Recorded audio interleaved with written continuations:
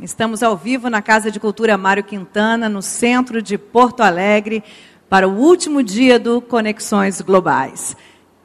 Sejam muito bem-vindos vocês que estão aqui presencialmente com a gente, muito obrigado. Agora, a partir de 2 horas até as 9 da noite, a gente vai estar aqui ao vivo, com você, internauta, nos assistindo aí pela internet. Bom, a gente está desde quinta no evento, hoje é o último dia, e esse aqui está sendo um espaço de diálogo, de troca de experiências quando o assunto é comunicação e cultura digital. Muitas atividades estão acontecendo aqui na Casa de Cultura, e tudo com transmissão ao vivo pelo nosso site, conexõesglobais.com.br, e também pela TVT Sorocaba e TV Restinga, de Porto Alegre. E também vários outros sites e blogs que estão replicando o nosso sinal. Bom, todos os dias nesse palco aqui aconteceram 3 debates, hoje não vai ser diferente, promovendo o encontro de grandes pensadores e ativistas da cultura digital de diversos países, participando presencialmente e virtualmente através da web aqui com a gente. Também estão acontecendo paralelamente aqui na casa algumas oficinas para troca de saberes e também para capacitação do público nas novas mídias. Então, se você estiver aqui por perto, corre para cá que ainda dá tempo de participar das oficinas, de assistir aos shows e aos diálogos aqui no nosso palco. É só se cadastrar. Conexões Globais é o espaço para aprender, para ouvir, dialogar, e também é um local de encontro entre a cultura popular e a cultura digital. Acontecem aqui todos os dias 3 shows aqui no nosso palco, Conexões Culturais. E daqui a pouco eu falo quais são os shows de hoje. 4 artistas plásticos também ficam aqui com a gente, grafiteiros, que estão trabalhando em painéis, aqui na Travessa, durante todo o dia. Daqui a pouco eu vou conversar um pouco e mostrar para vocês os painéis que já foram pintados nesses outros dias, quinta e sexta-feira. Bom, tem outro espaço aqui, que é um espaço bem democrático, que está acontecendo aqui na casa, que é o Hub de Ideias. Funciona assim, diversos ativistas e organizações sociais inscreveram suas atividades por meio de uma chamada pública do nosso site, e a programação de desconferências, como a gente está chamando, inclui atividades de formação, lançamentos de livro, palestras, roda de prosa e outros tipos de troca. Quem quiser também pode participar e assistir aqui no 4º andar. Temos também um espaço para games, logo aqui na entrada da casa, super bacana, é só chegar e jogar. Tem também o Cineclube, faz parte do nosso evento, com uma programação de longas e curtas sobre temas como cultura livre, software livre, remix, sampling, direitos autorais, produção cultural e também games. Tudo que a gente está discutindo aqui nesses dias.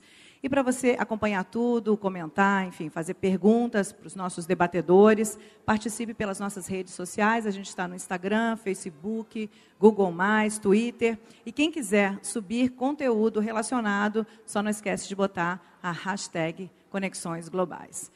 Conexões Globais é realizado pela Secretaria de Comunicação e Inclusão Digital e também pela Secretaria da Cultura, Governo do Estado do Rio Grande do Sul. E conta com o apoio da Casa de Cultura Mário Quintana, Gabinete Digital, Procergs e Secretaria-Geral da Presidência da República. E hoje, que é o 3º dia e último dia aqui no Conexões, vamos ter, então, 3 debates. O primeiro debate, que acontece agora, em instantes, é o futuro dos Estados democráticos na era da informação. O segundo debate do dia é comunicação e poder na era da internet. E o último debate do Conexões é inclusão digital e cybereducação. E nos intervalos, acontece aqui no nosso palco ao fundo, a programação cultural. Hoje nós temos o grupo Alabeoni, o Tonho Croco e, para fechar tudo, Carnavalizar, o Bloco da Laje. Bom, e hoje nós vamos abrir o palco do Diálogos, antes de começar o nosso primeiro debate, para receber uma artista que está emocionando plateias do mundo inteiro com um filme super delicado e tocante. É a Petra Costa. Convido a Petra para vir ao palco conversar com a gente. Tudo bom, Petra? Então, vamos até sentar aqui, Petra. Queria falar um pouco sobre o seu filme. Pode sentar aqui. Queria falar um pouco sobre Helena. Bom, estreou agora, 10 de maio, mas já está sendo falado e visto, através de teasers na internet há muito tempo. E uma verdadeira comoção mesmo aqui no Brasil e fora. Eu queria saber um pouco como é que começou toda essa história, como é que começou a ideia de fazer esse documentário, e queria que você falasse um pouco da sua relação com a Helena. A ideia de fazer Helena surgiu há muito tempo, surgiu quando eu tinha 17 anos e achei os diários dela pela primeira vez. Helena é minha irmã e ela se foi quando eu tinha 7 anos e ela 20, quando ela estava tentando ser atriz de cinema em Nova York. Então, eu nunca tinha tido uma relação com a Helena real, assim, adulta. Então, foi através dos diários dela que eu conheci e fiz uma cena de teatro que me tocou muito e que eu vi que ali tinha um potencial de um filme. E um filme importante que falava das crises existenciais mais invisíveis, né? Assim, mais sutis, em jovens, em adolescentes, que eu via ao meu redor e que eu sentia o dever de fazer um filme sobre. E aí, 10 anos depois, que eu já estava trabalhando com cinema, eu comecei a fazer o filme. Bom, eu queria passar primeiro esse teaser, que é o teaser oficial, para as pessoas, antes da gente conversar um pouco mais, terem uma noção do que é esse documentário que você fez. Tudo pronto? Aí a gente pode passar? É o trailer.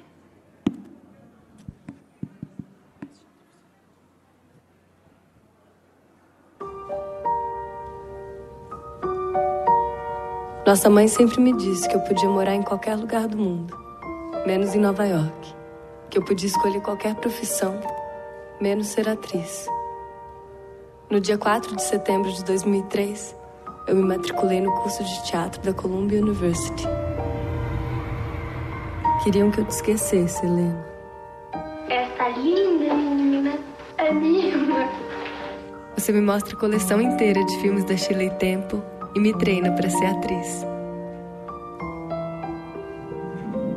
Até que um dia você para de brincar de teatro comigo, para virar atriz de verdade. 20 de abril. Sinto que minha vida tá melhor do que nunca. A semana passada tava num bar e acabei conhecendo Coppola. Ele até me convidou para assistir os filmagens do Poderoso Chefão 3. Volto para Nova York, na esperança de te encontrar nas ruas.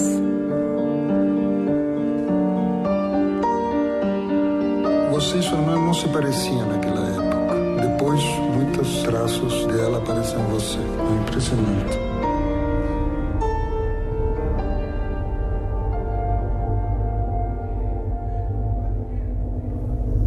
Ela me disse que sentia um vazio enorme aqui. Aí que ela falou: a arte pra mim é tudo, sem a arte eu prefiro morrer.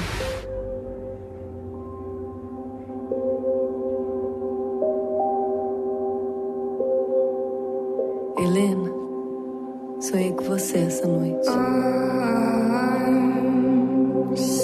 Mas num instante, você vira água. Se desfaz em gotas. Desaparece.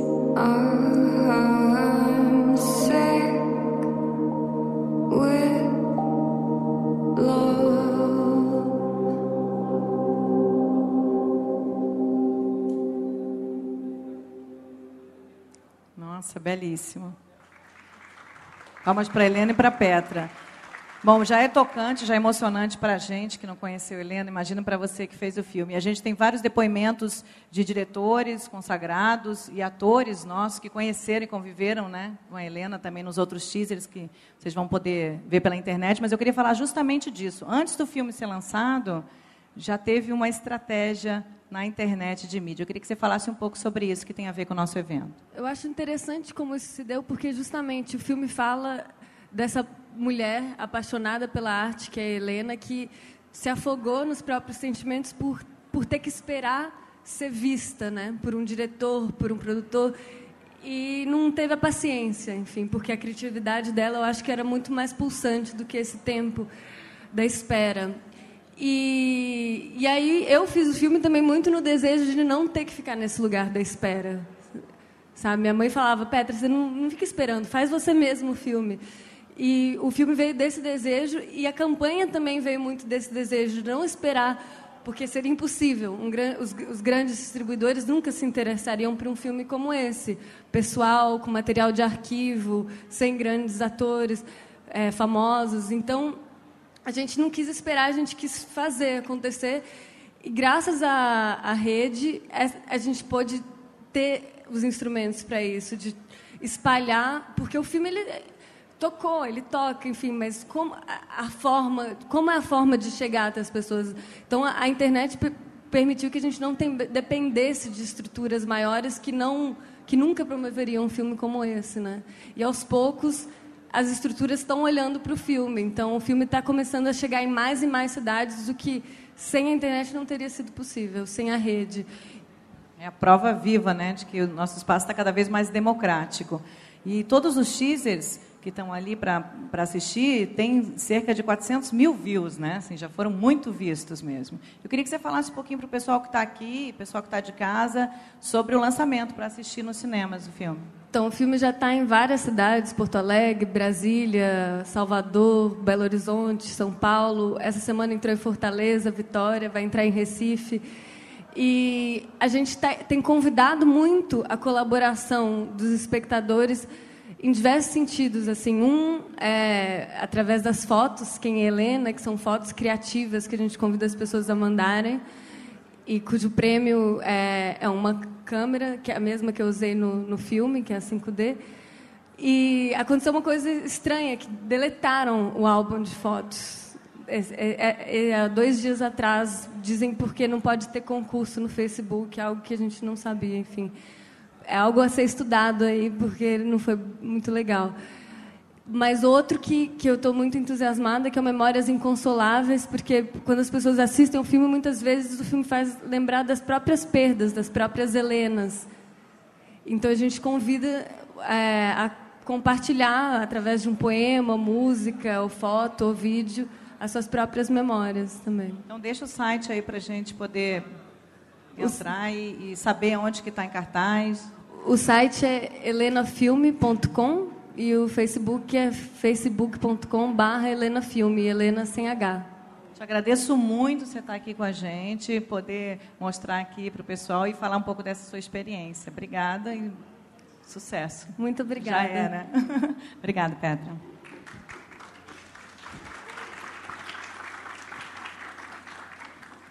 Bom, vamos então agora ao primeiro debate desse sábado, o futuro dos Estados democráticos na era da informação. Os Estados democráticos que nós conhecemos hoje passam por uma profunda avaliação social, sem dúvida.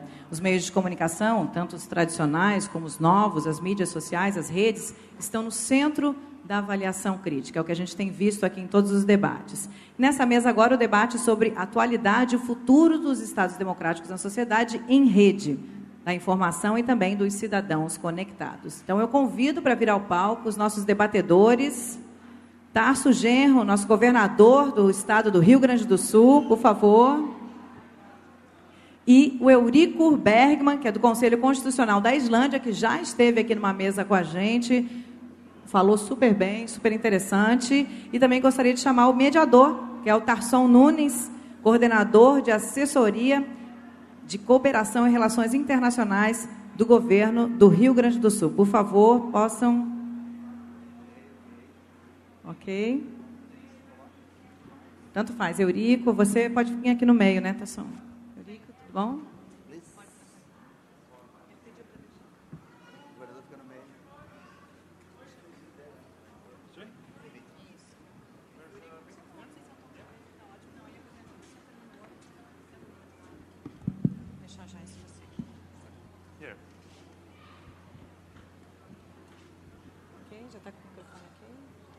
Alô.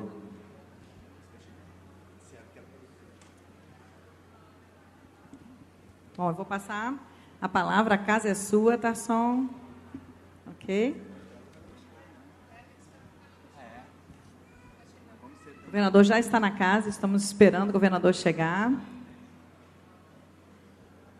Bom, enquanto isso eu queria convidar quem está em casa assistindo a gente, quem ligou agora a internet e estiver aqui perto, em Porto Alegre, vem para o centro, vem para a Casa de Cultura Mário Quintana. Além dos debates, vão acontecer shows aqui, oficinas, várias oficinas super interessantes, tudo gratuito. Tem um espaço que é do Cineclube, passando longas e curtas, todos relacionados aos nossos temas.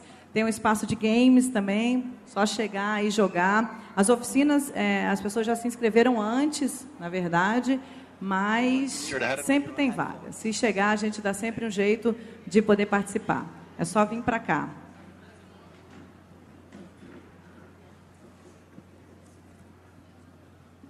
Lembrando mais uma vez, então, os nossos debates, o futuro dos Estados Unidos da informação, esse é o nosso primeiro debate. Os debates duram cerca de 1h30, depois tem um show, e assim vai, um debate, um show, até a noite. Hoje termina com o Bloco da Laje, depois do Alabê Oni e do Tonho Croco, ali no Conexões Culturais.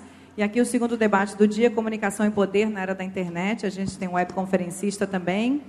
E o terceiro, Inclusão Digital e Cybereducação. Temos debatedores bem interessantes nesse também. Isadora está aqui, aquela menina de 13 anos que fez o blog denunciando os absurdos da escola dela, em Florianópolis, no Santinho.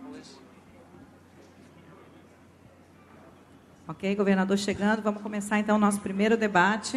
Já chega direto para o Eurico.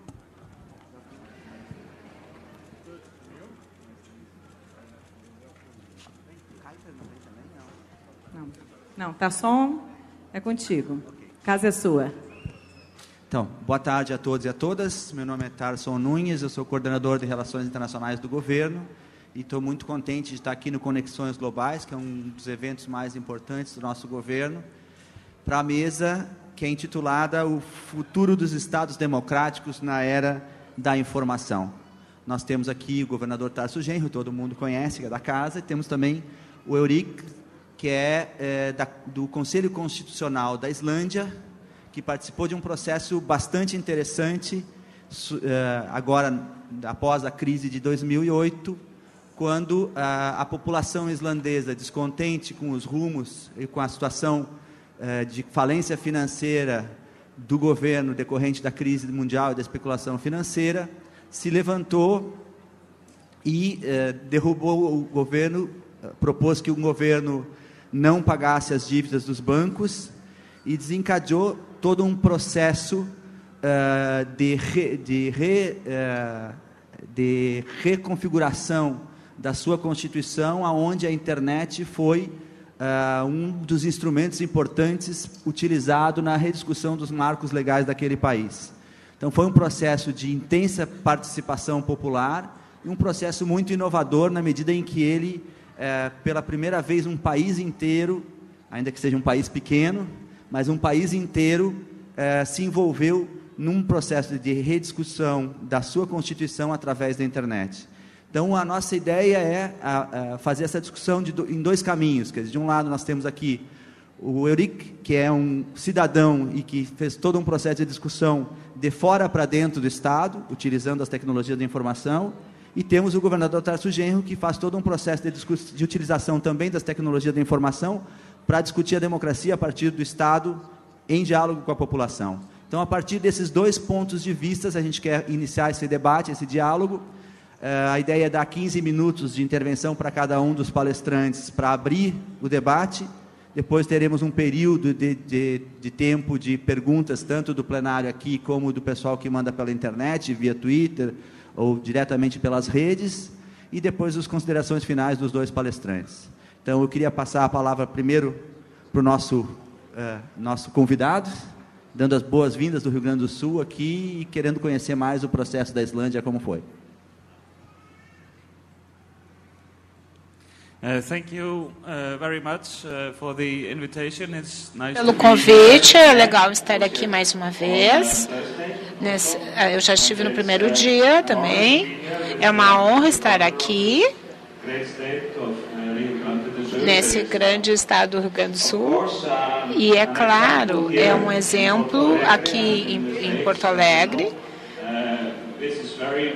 É muito importante para o desenvolvimento da democracia, o que vocês fazem aqui, e eu acho que nós estamos vendo agora, nesses anos de desenvolvimento das práticas democráticas, elas vão ganhar mais força e vão empoderar um novo tipo de sistema democrático, diferente das democracias representativas tradicionais. Nós temos mais ou menos que nós temos no mundo inteiro, que se desenvolveram há 200 anos, E tem um componente adicional sendo construído além disso, que é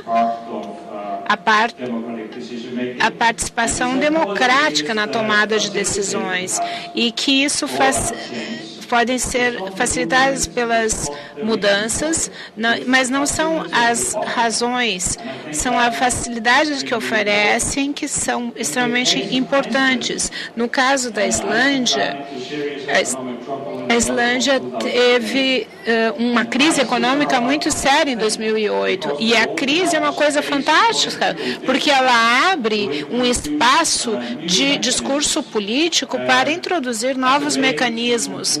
E também é uma forma de mover adiante as coisas, de encontrar uma forma também de se restabelecer depois dessa profunda crise do capitalismo. A forma como a Islândia fez isso é diferente de outros países, mas ela também deve considerar, teve que considerar refazer a Constituição, que era um negócio que estava inacabado desde o século XX. Houve um momento de protesto contra o governo, que a gente chamou uma espécie de revolução. Não foi uma revolução, mas fez com que o governo pedisse demissão. E um dos pedidos desta revolução é que o público se envolvesse ao escrever a Constituição. E o processo foi desenhado em 3 fases, foi planejado em 3 formas. Primeiro, algumas pessoas foram selecionadas ao acaso. Houve um Conselho Constitucional de 25 pessoas com a tarefa de completar os documentos e esboçar a nova Constituição. Mas conseguir o apoio das pessoas, o Conselho resolveu abrir o processo para outros participarem e nós postamos todo o nosso trabalho online, e as pessoas foram convidadas a comentar, sugerir, trazer preocupações, e nós tivemos um time fantástico para fazer isso, que nos facilitou a tarefa. As pessoas podiam usar os meios que quisessem, elas podiam ir pela mídia social ou usar o nosso website. E isso nos gerou um exercício muito bom. E também construindo as coisas a partir da legitimidade, que legitimava o que nós estávamos fazendo. Talvez na época a gente não entenda bem o contexto que estávamos fazendo isso, mas depois nós aprendemos que nós não estávamos fazendo algo que nunca tinha sido feito em outros lugares. A questão é que estávamos fazendo diferente dos outros lugares. Nós vimos, então, no exercício do orçamento participativo em Porto Alegre, na América do Sul, mas também tinha outras experiências na Europa e nos Estados Unidos, na Polônia, na Bélgica. Existem assembleias de cidadãos trabalhando, as pessoas estão participando, não apenas fazendo a tomada de decisões da forma tradicional, pelos políticos tradicionais. Também existem estados na União Europeia e no Canadá também partes da Constituição foram deliberadas em painéis desse tipo, e agora a gente vê na Irlanda. Então, se a gente olhar todos esses casos, isso indica uma mudança nas práticas democráticas, e isso aconteceu aqui em Porto Alegre, com o papel da tecnologia e a participação na tomada de decisões públicas. E isso é vitalmente importante.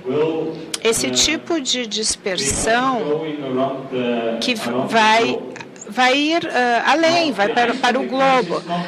No caso da Islândia, não teve um sucesso completo, porque o texto da Constituição teve que ser ratificado pelos políticos tradicionais, e é aí que nós tivemos problemas.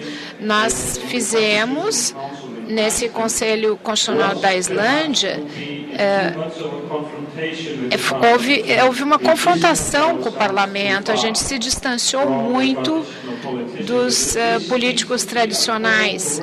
Deveria ser uma cooperação, e o aspecto tecnológico pode facilitar essa cooperação, mas também tem que ter uma vontade política dos dois lados, da sociedade civil, dos atores da sociedade civil, por exigir uma mudança, maiores práticas. E também um establishment político mais receptivo. E então é interessante saber, porque o governador está muito interessado no que temos a dizer, porque é uma questão de empoderamento. Vocês se tornam capazes de facilitar mudanças desse tipo aqui. Eu ficaria muito interessante de escutar as suas visões e do establishment, porque uma das lições que nós tomamos é que a sociedade civil ela pode fazer mudanças, mas para implementar mudanças reais e duradouras, tem que existir uma cooperação com aquela parte dos políticos tradicionais. Eu vou parar aqui e escutar o que o governador de vocês tem a dizer.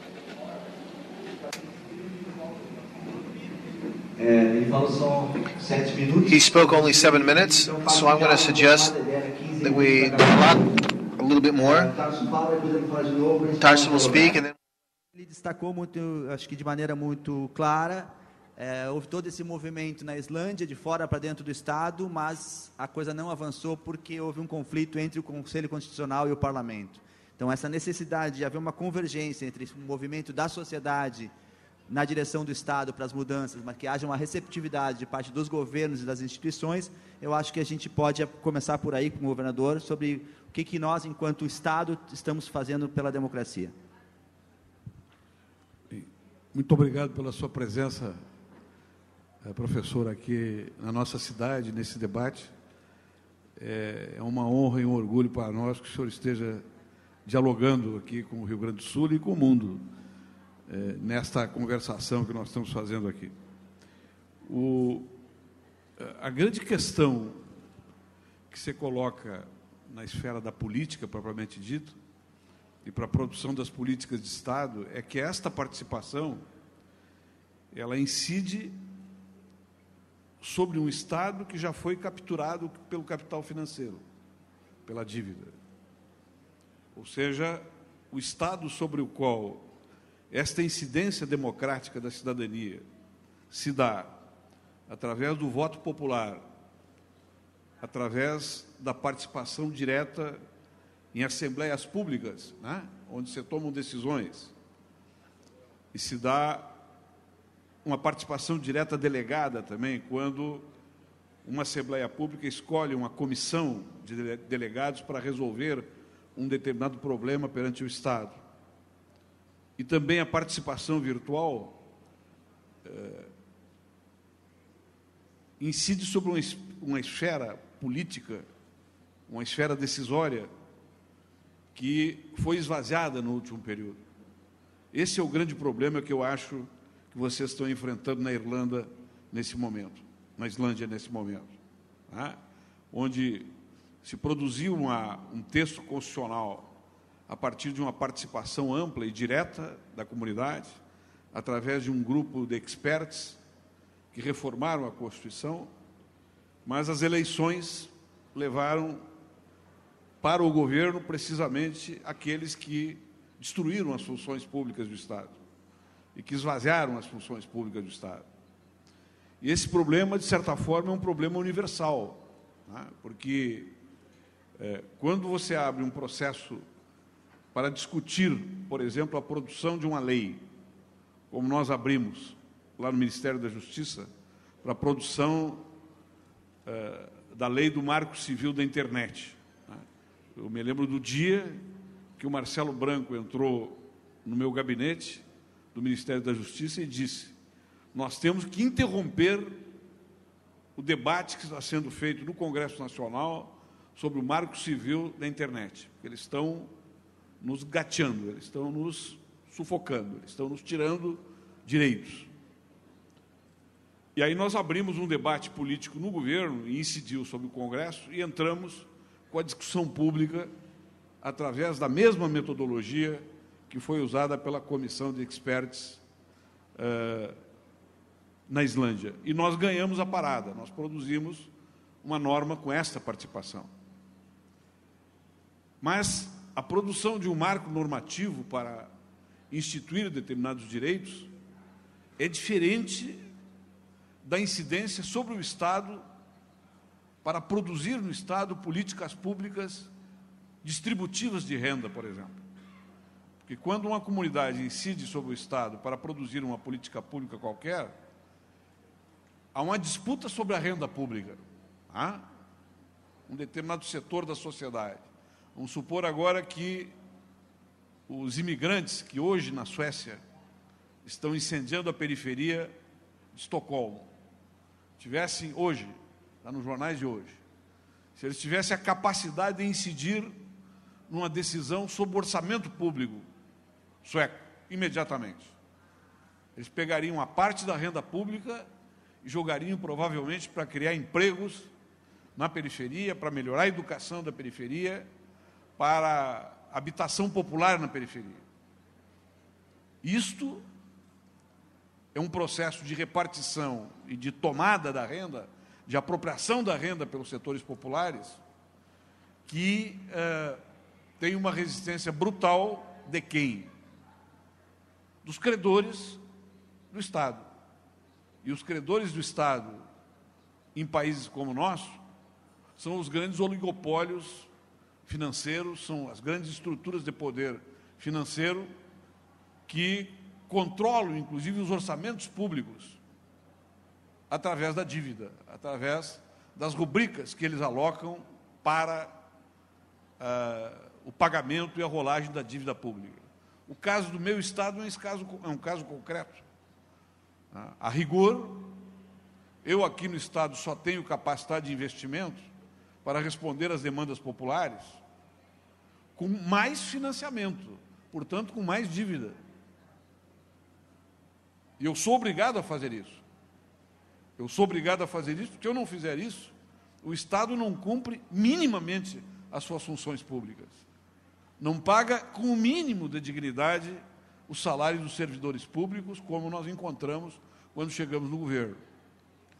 Então, qual é, para arriscar assim um pensamento mais estratégico sobre esse assunto? Eu acho que esse processo de radicalização democrática, que pode vir através desses métodos, é um processo que faz uma disputa, na verdade, sobre o poder político do Estado e sobre as finalidades do Estado. E, portanto, é uma crítica radical do Estado. Porque a forma que ele foi concebido no desdobramento social-democrata originário do iluminismo, essa está esgotada. Essa democracia que foi, a social-democracia que foi montada, é uma social-democracia sem fundos.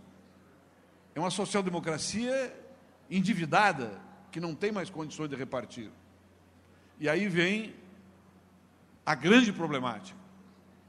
É que, ao mesmo tempo em que se geraram esses direitos originários do Pacto Social-Democrata republicano, geraram-se setores da sociedade que terão que mudar o seu modo de vida para que todos vivam bem. Terão que mudar as suas expectativas de consumo para que todos vivam melhor. Terão que reduzir o potencial de predação da natureza para que todos possam fluir a natureza em harmonia. E este é o impasse, eu diria, da Revolução Democrática hoje. É o impasse da questão socialista. É o impasse da República, em última instância. Então, nós temos que apostar, né, na radicalização da participação virtual, no prestigiamento maior da esfera da política, numa renovação, né, dos partidos e do sistema político, e introduzir esses meios de participação direta para recapturar o Estado, para retransformar o Estado em Estado público, cuja vocação foi bloqueada porque o capital financeiro capturou a política, capturou a comunicação e capturou os recursos. Esta é a crise da democracia, na minha opinião, a crise universal do projeto democrático moderno. Bom, como temos ainda mais algum tempo, eu gostaria de dar mais um espaço para o nosso colega islandês, tentando aprofundar um pouco essa discussão entre a dimensão de transformação política que as novas tecnologias oferecem em termos de radicalização da democracia, mas também à luz das colocações do governador acerca também de que outros interesses atuam e incidem sobre o Estado ao mesmo tempo. Quer dizer, ao mesmo tempo que a gente tem tecnologias que permitem muito mais gente opinar, o próprio processo democrático sofre pressões também de cima para baixo de parte do capital financeiro. Quer dizer, como é que vocês olham isso a partir do processo islandês?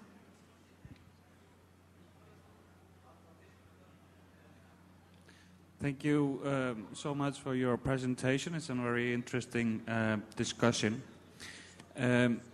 I do understand the threat of interest powers hijacking processes that are set up to empower people to participate. And this is, of course, a problem that has to be addressed.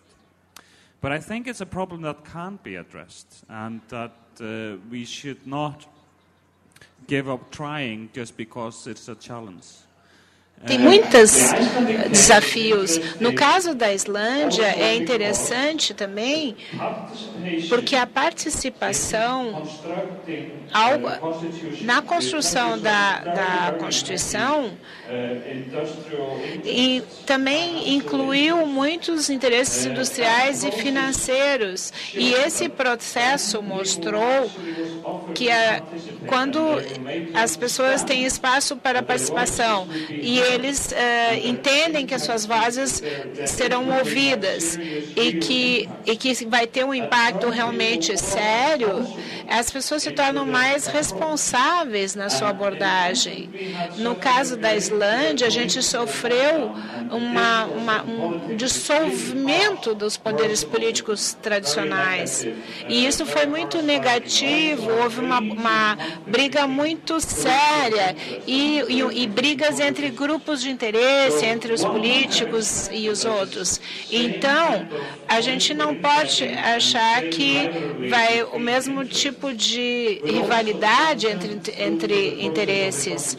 A gente também, no processo da Constituição, essas coisas não estavam previstas. As pessoas se sentiram, elas acharam que elas tinham o controle do processo e elas estavam prontas para lutar com qualquer força que tentasse sequestrar os seus poderes. Mas o Conselho Constitucional, ele teve uma mudança na pressão tradicional, porque agora os políticos tradicionais também faziam pressão e o público fazia pressão. Mas o que aconteceu na Islândia, houve uma contradição desses muitos desafios e algumas coisas tiveram que ser feitas contra mecanismos participatórios que a gente estava experienciando na Islândia ou em outros países. Mas é claro que temos que ter cuidado e nós devemos cuidar para que não derrubar as práticas políticas tradicionais, mas construir a partir delas corpos de participação. Isso a tecnologia nos permite, finalmente. Então, é como se a gente voltasse ao tipo de discussão grega democrática, essa deliberação, a parte da participação que é importante. Não é realmente uma mudança fundamental do que permitir as pessoas votar online. Não foi aí a mudança fundamental. A mudança fundamental foi estabelecer mecanismos para deliberação, para participação através da deliberação, e que as pessoas chegassem a conclusões nessas discussões públicas. Isso tem que ser facilitado, não apenas por meios analógicos, mas também por um novo pensamento político entre a elite política, o establishment político. Essas mudanças, a gente vê um paralelo com a mídia. Você mencionou a mídia, como as forças financeiras e os interesses estão penetrando na mídia para garantir seus interesses. Agora nós estamos,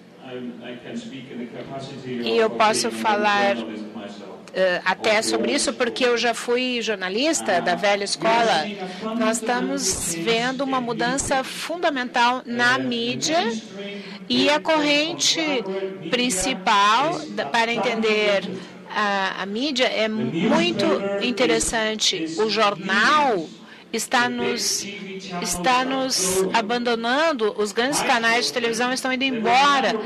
As minhas crianças nunca pegaram um jornal tradicional, elas vão direto online para ler as coisas. A gente não tem mais programas de televisão, porque eles assistem as notícias online. Então, o board editorial perdeu o seu poder de uma forma fantástica, uma mudança fantástica. Vocês estão recebendo, distribuindo informação, vocês estão operando seus próprios aparelhos de mídia.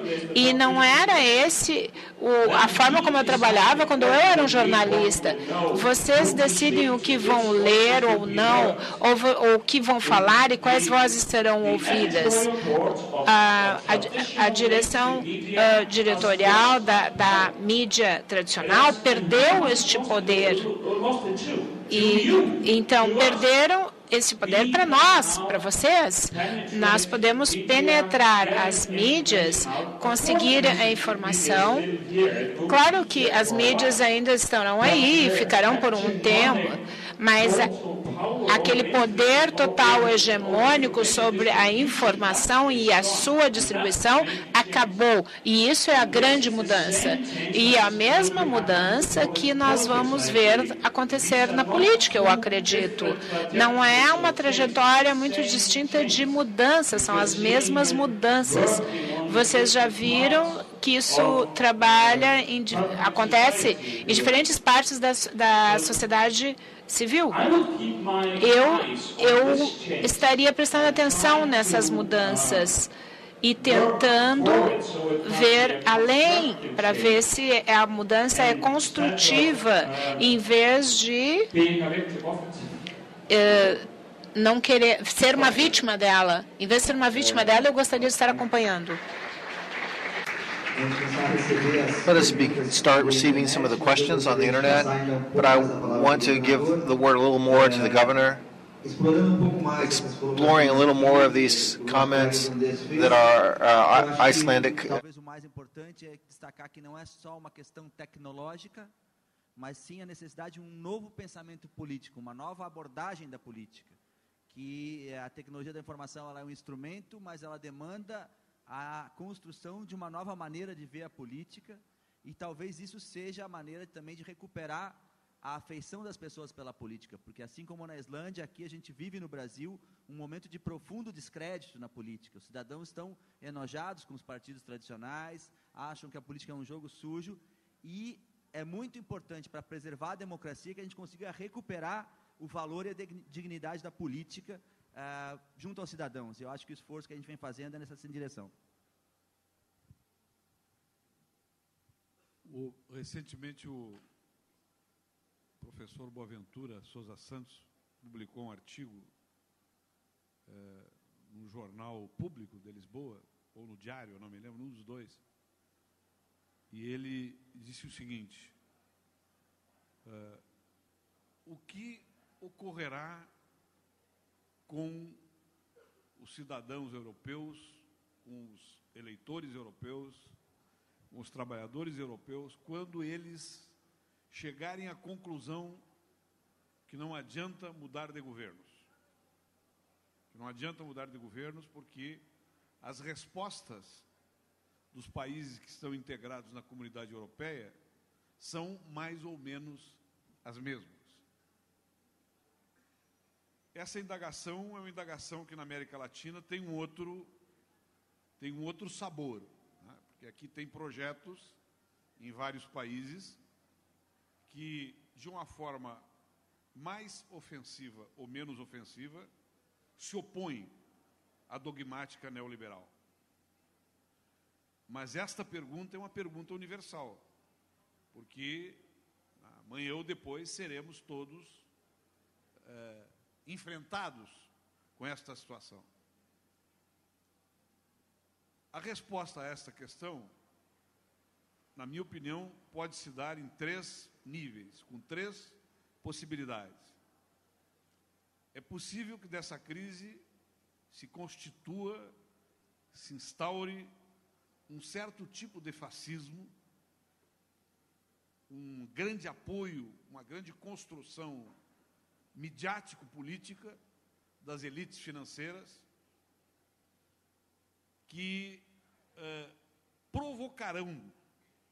provocarão, através da manipulação da informação, os mais duros confrontos anárquicos para desgastar o projeto democrático moderno. Isso já é visível, por exemplo, na imprensa francesa, como a mídia francesa já está tratando a senhora Le Pen. Já está tratando ela não como uma herança nazista, mas está dando a ela um estatuto político civilizado. É uma fraude, é uma restauração do ideário fascista, nazifascista, na França, que já se aproxima, pode se aproximar em breve de 1/3 da população. Primeira possibilidade. Segunda possibilidade, organiza-se um pensamento político revolucionário, contestatório, moderno, que se ligue aos grandes movimentos populares, mas não somente aos movimentos populares que estão à margem da estrutura de classes, mas que articulem a sociedade desclassificada com as classes sociais que estão sendo sufocadas por esse modelo. E se crie um bloco social e político novo que faça um enfrentamento radical com esse estado de coisas e constitua, portanto, um novo Estado público. Qual vai ser ele? É meio difícil, né? Todo mundo que tentou prever essas coisas se deu mal. Mas o enfrentamento contestatório. E a terceira possibilidade dessas mudanças e desse processo de circulação e de formação de opinião que o senhor abordou muito vivamente na sua exposição, que é uma nova saída neossocial-democrata. Por que eu digo neossocial-democrata? Porque o pacto que constituiu a social-democracia europeia foi um pacto entre os mecanismos de poder político da burguesia industrial ascendente, colonialista, imperialista, inclusive, com a sua classe operária interna, sem levar em consideração as relações internacionais desta mesma classe. Portanto, foi um pacto de assimilação recíproca do movimento operário né, da ideia burguesa de democracia e da burguesia da ideia de bem-estar que vinha da classe operária tradicional. Esta saída social-democrata, ela só pode se constituir agora com outra relação. Se as classes trabalhadoras tradicionais compreenderem que o imigrante, o negro, o asiático, o indiano, que está fora da estrutura de classes, é seu amigo, é seu aliado e não seu inimigo, como grandes parcelas da classe operária já estão tratando os pobres hoje na Europa. Esta possibilidade pode restaurar um novo pacto social-democrata moderno. E, de certa forma, isso é um desafio. Essas duas possibilidades, que são as melhores possibilidades humanas, elas estarão brevemente colocadas, na minha opinião, na América Latina. Porque os mesmos países que conseguiram avanços importantes nesse período, esses avanços já estão chegando ao seu limite. Em meia dúzia de anos ou menos, eles já estarão no limite. E aí ou se desenvolve um novo tipo de Estado e um novo modelo democrático, ou vai para uma situação de regressismo, né, da dogmática neoliberal e um grande acordo das classes médias com as classes superiores, que é o que estão tentando fazer nesse momento aqui no Brasil, com um grande estímulo da grande mídia. É por aí, mais ou menos, que eu vejo o panorama. Bom, abrindo já, então, para as considerações do plenário, mas também já via redes sociais, temos uma pergunta de novo para o governador. De que forma, Nanda Barreto pergunta, de que forma se dá a participação e o diálogo via web entre o governo do Rio Grande do Sul e a sociedade? É um projeto que ainda está em andamento, ainda está em processo de implantação, através do gabinete digital do governador, numa programação que se chama O Governador Pergunta, o Governador Responde, assembleias virtuais sobre determinados temas e interferência que se dá da comunidade na produção de algumas políticas públicas.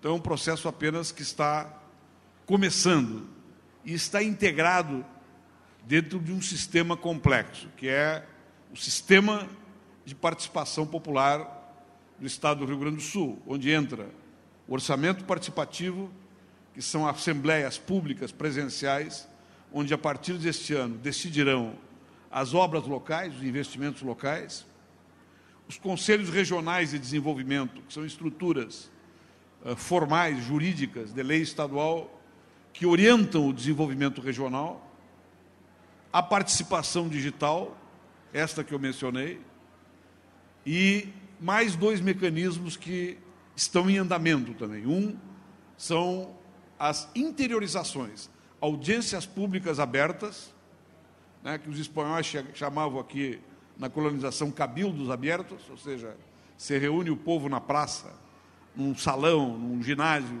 para decidir se o governo vai bem ou vai mal e quais as críticas que você tem ao governo naquela região, que é um mecanismo importante. E mais um outro mecanismo que nós instituímos aqui no Estado, que nós já tínhamos instituído no Brasil, no país, que é um Conselho de Desenvolvimento Econômico e Social, que não tem caráter deliberativo.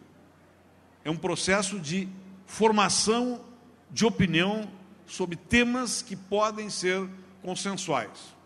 Quando forem consensuais, se tornam políticas públicas. Vou dar um exemplo concreto. Se tornou consensual no Conselho de Desenvolvimento Econômico e Social que nós tínhamos que colocar o Banco do Estado do Rio Grande do Sul, desviar a tradição de investimentos do banco e financiar um plano de irrigação, que vai desde o microempreendedor até o médio e o grande agricultor capitalista no campo. Este plano de irrigação, que se chama Mais Água, Mais Renda, está em andamento. Ele não passou por nenhum elemento de participação direta. Ele foi um consenso dentro do Conselhão e se transformou numa política pública que abrange todo um conjunto de atores sociais. Vamos abrir também, tem mais uma pergunta via internet, mas vamos tentar abrir a participação presencial. Então, quem quiser fazer alguma pergunta, depois a gente segue as perguntas via internet.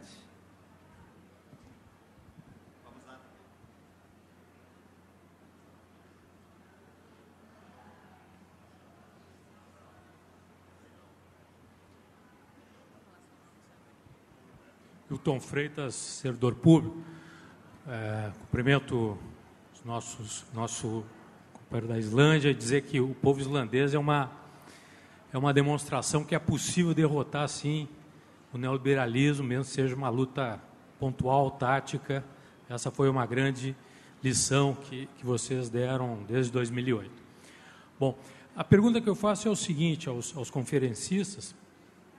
Esteve aqui o ano passado o Svetlana Todorov e ele escreveu um livro dizendo que a democracia tem 3 inimigos íntimos. Tá?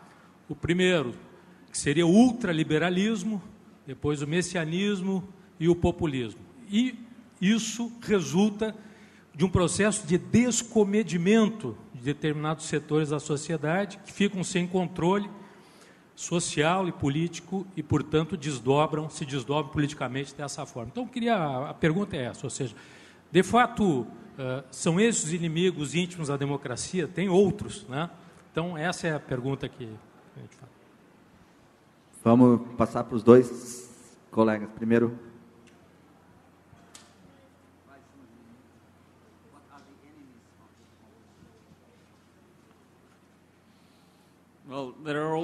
Então, sempre tem inimigos da democracia. Normalmente, são as pessoas no poder que são os inimigos da democracia.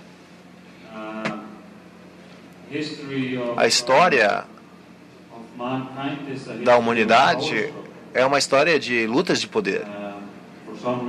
Por algum motivo, a raça humana é um animal político. E nós temos o hábito de lutar pelo poder. Mas também, outras das ameaças da democracia é ficar preso com só uma ideia do que a democracia significa. Democracia precisa estar numa evolução. Se ele fica parado, ele desaparece. Então, os inimigos da democracia estão em nós mesmos. Se nós fomos capturados num pensamento convencional, nós continuamos nesse mundo. Estou falando do mundo democrático, claro. Nem todas as partes do mundo são democráticos. Mas no mundo democrático, nós já estivemos parados num modo de representação democrática clássica. E dentro dessa estrutura, os poderosos interesses se sentem muito confortáveis, porque eles sabem impactar e influenciar as decisões políticas dentro dessa estrutura, e eles se tornaram muito bons nisso. Como podemos ver, a política está sendo infiltrada pelos grandes interesses neoliberais, se quiser, de uma forma sistemática e diária. Então, uma das necessidades para a prática democrática, a sobrevivência das práticas democráticas, é desenvolver ele ainda mais em novas formas e estar aberto a novos métodos. Então, eu mencionei alguns exemplos de práticas em alguns países que tiveram esse propósito. Mas esse desenvolvimento tem que evoluir e tem que se tornar agora e nos anos futuros uma parte das decisões públicas. E é nesse momento que o discurso público faz parte, é nesse momento que as pessoas na sociedade civil podem fazer que isso se desenvolva, porque os políticos estabelecidos sempre vão estar contrário a esse tipo de mudança. Isso é parte da natureza do poder, da política. E não tem nada a ver com a natureza das pessoas envolvidas, tem a ver com a natureza da humanidade. Então isso é algo que tem que ser enfatizado constantemente. Eu creio que é simplista demais dizer que é um pensamento neoliberal e que essa é uma estrutura que é inimigo. Não, é um inimigo, mas o inimigo é muito mais profundo do que só isso. Eu penso que... I believe... Concordo com o professor que é mais complexo do que esse arrolamento feito pelo professor Todorov. E acho, inclusive, que o populismo não pode ser compreendido como um rumo unilinear, um rumo exato.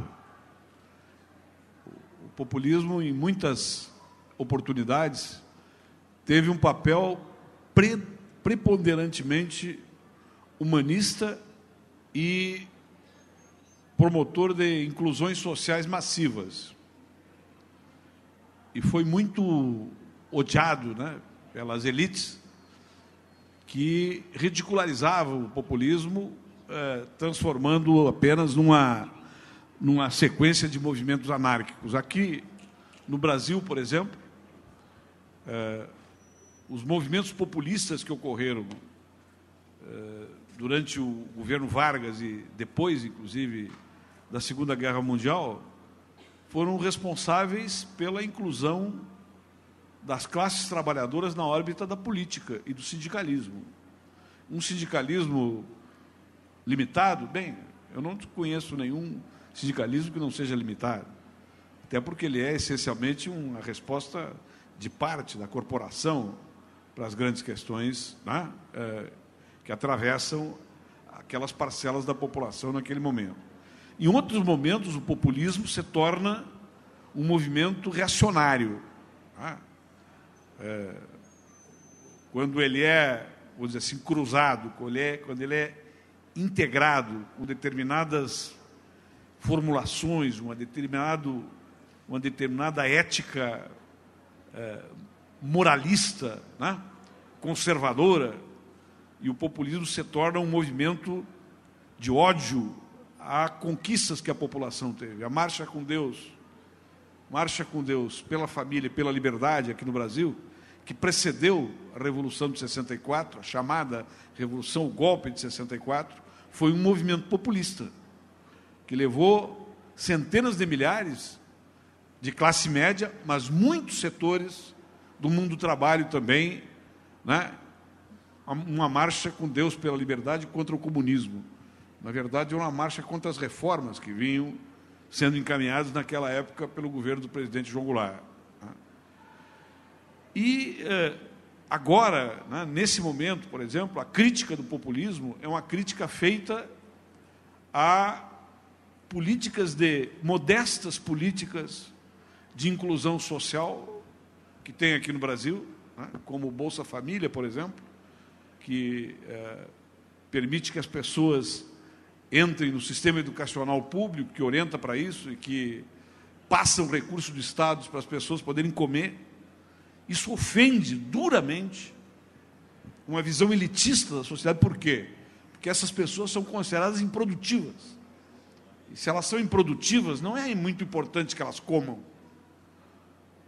Então, essa crítica do populismo, eu acho que ela tem que ser melhor apreciada, melhor avaliada dentro de um período histórico concreto e verificando de que populismo se trata naquele momento, que desafios ele enfrenta, que setores sociais ele move e contra quem. E contra quem. Então, aí se pode ter um juízo um pouco mais, eu diria, politicamente adequado desse fenômeno. Bom, nós estamos, o debate está indo para uma dimensão bastante filosófica, mais de filosofia política, mas de parte dos internautas, nós temos algumas questões bastante práticas que estão sendo apontadas, e eu vou levantar duas questões que apareceram via internet. Primeiro, se existe monitoramento dos anseios da população gaúcha expressas nas redes sociais, se o governo do RS se preocupa em ouvir as redes, isso é uma, e a outra, de que maneira se pode fazer com que a participação via internet não seja feita sempre pelas mesmas pessoas. Um pouco também, como é que se controla o processo e como é que se garante que o processo na internet também não seja capturado. I don't know if in this Iceland you think about it. Você pensa sobre isso na Islândia?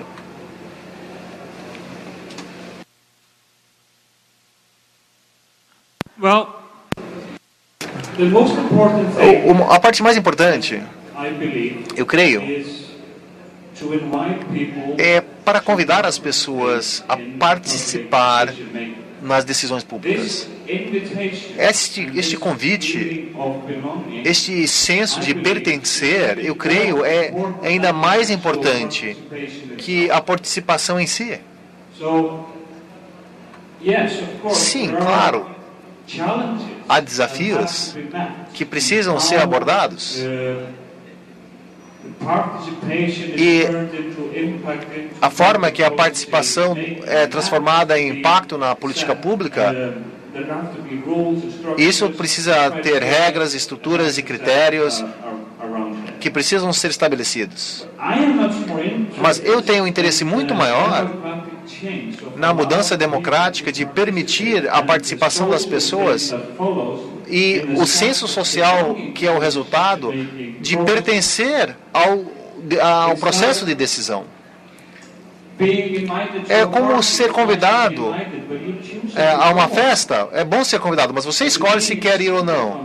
Mas ser excluído da festa, isso não é uma sensação boa. Eu acho que existe uma similaridade que existe ali. Mas a estrutura e os critérios, isso precisa ser estabelecido. Isso é outra questão. E é fora da minha especialidade poder responder isso de forma prática. Mas isso depende também do assunto, da natureza da decisão que será feita. Se existe um aspecto de deliberação, se é simplesmente um impacto de volume. Então, há várias avenidas e eu não quero me prender numa só linha de formatar isso. Tem outras pessoas aqui no grupo que são melhores preparados do que eu. Mas eu creio que isso é um problema e é algo que precisa ser examinado. Mas é secundário. A parte fundamental é o próprio convite, é criar as avenidas. E eu creio que isto é a parte mais importante.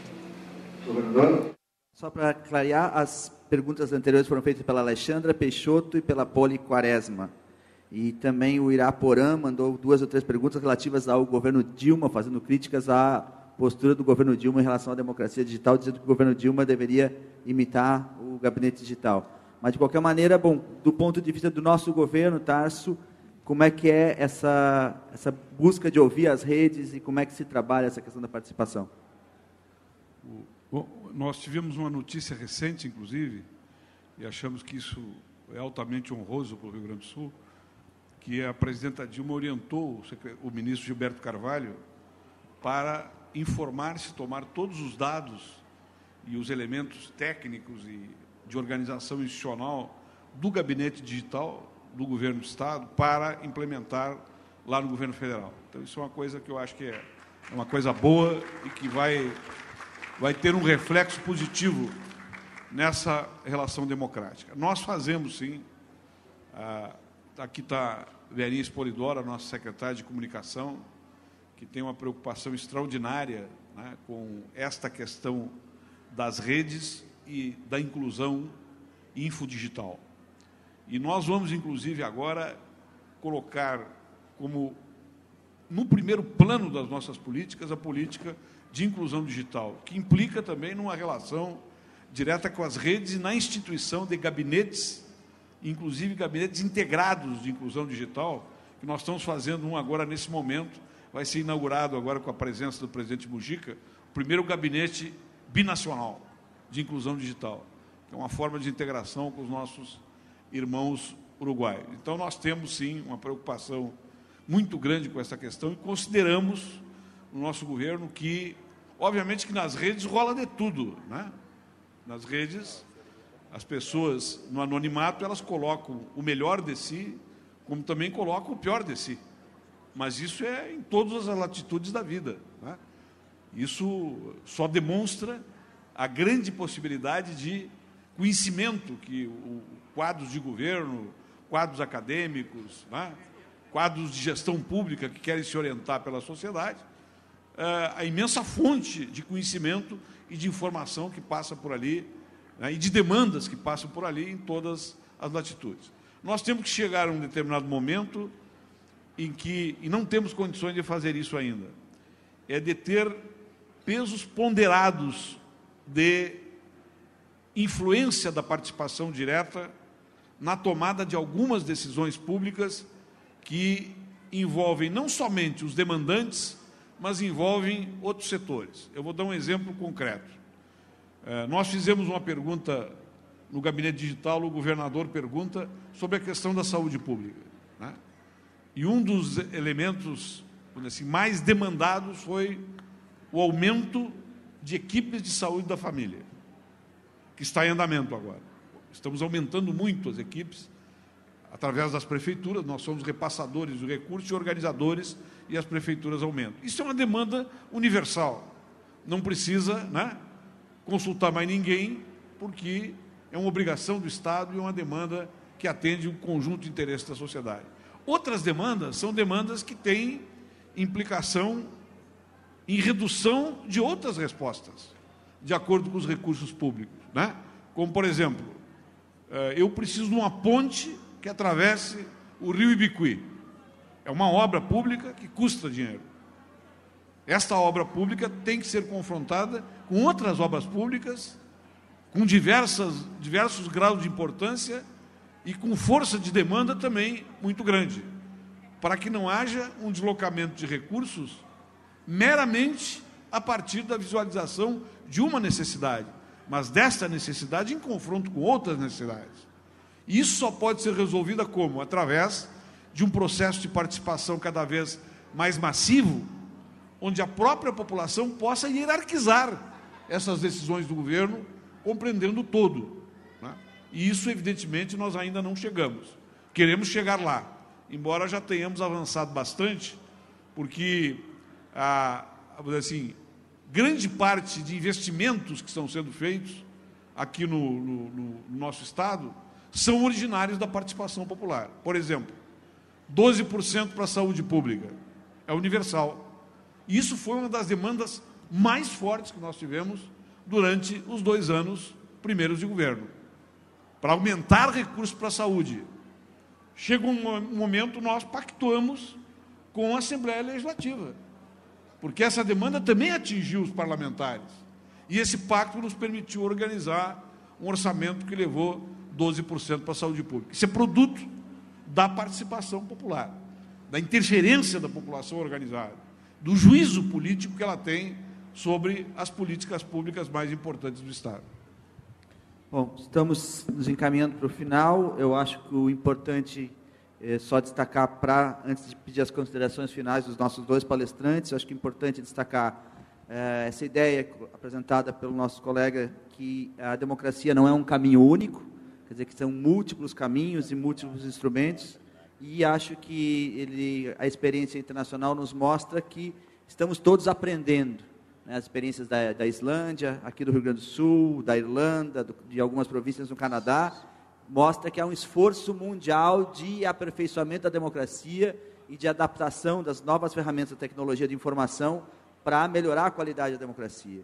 E acho que, para passar a palavra para eles, acho que é importante destacar essa ideia da necessidade de que não são mecanismos excludentes, que as novas tecnologias não substituem os processos anteriores, mas que tem que haver uma combinação entre participação presencial e virtual, como o Tarso destacou, e uma interação entre os espaços institucionais tradicionais e os novos mecanismos de democracia.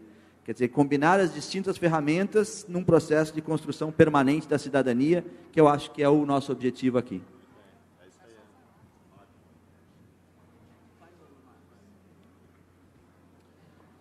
Right, this has been a very interesting debate. Um debate muito interessante.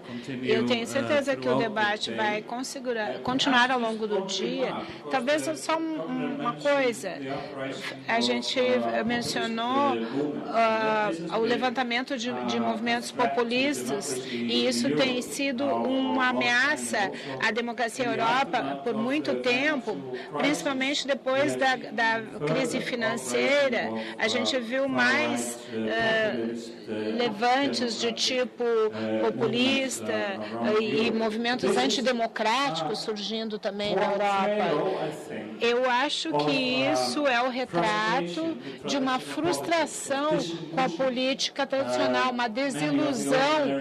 Muitas pessoas comuns pensam que os políticos tradicionais contemporâneos, eles se comportam de forma antidemocrática, e eles são de direita, e frequentemente eles são um bode expiatório contra essas políticas tradicionais. Eu acho que é importante filtrar essa frustração através de outros canais também. Não é o único recipiente dessa desilusão à direita, e a participação pública na tomada de decisões públicas é um outro hábito que pode também alimentar essa frustração e que possa permitir as coisas irem para frente de uma forma mais construtiva, um futuro mais construtivo. Então, com essas forças negativas, às vezes monopolizam os sentimentos de desilusão na Europa. A situação é diferente aqui, é diferente em outros lugares, mas eu acho que é uma das lições da crise na Europa. E isso é também uma das explicações por que é vitalmente importante levar adiante as nossas práticas democráticas. Na Europa, nós tivemos uma estagnação por muito tempo e nós precisamos nos mover para adiante. Eu só quero a sua presença aqui no nosso país e no nosso Estado. É uma honra para nós que o senhor, com as funções que teve no seu país, tenha aceito o nosso convite e participado desse debate conosco. Saiba que o senhor valorizou muito essa iniciativa e nós todos estamos muito agradecidos. Muito obrigado. Obrigado a todos. Temos depois ainda o segundo debate, que é o Comunicação e Poder na área da internet, e o último debate no final do dia é a Inclusão Digital e Cybereducação. Queria pedir a Andréa Busato para tomar conta aqui da casa, e vamos despedir dos nossos palestrantes. Muito obrigado. Carson, muito obrigado. Agradeço ao nosso mediador, responsável pelas relações internacionais do Rio Grande do Sul, ao Eurico Bergman, do Conselho Constitucional da Islândia, e ao nosso governador, Tarso Genro, por esse belo debate, essa exposição de ideias aqui no Conexões Globais, no primeiro Diálogos do dia. Bom, eu queria agora, antes de chamar o nosso primeiro show, falar um pouco do Hub de Ideias. Eu falei aqui no início que estava acontecendo o Hub de Ideias, que é o nosso espaço mais democrático aqui na Casa de Cultura, dentro do Conexões, e ele acontece aqui no 4º andar, e eu queria passar a programação.